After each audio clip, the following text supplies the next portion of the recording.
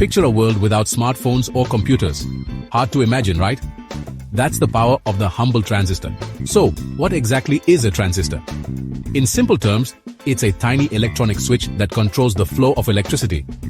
Think of it like a faucet for electricity, turning the flow on and off, or even adjusting how much gets through.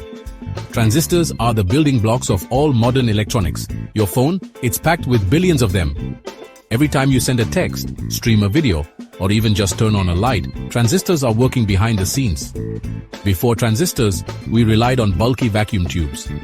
They were slow, fragile, and ate up tons of power.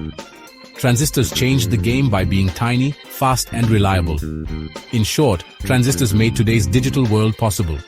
So next time you swipe your screen or listen to your favorite song, remember, you've got trillions of tiny switches making it all happen. That's the magic of transistors.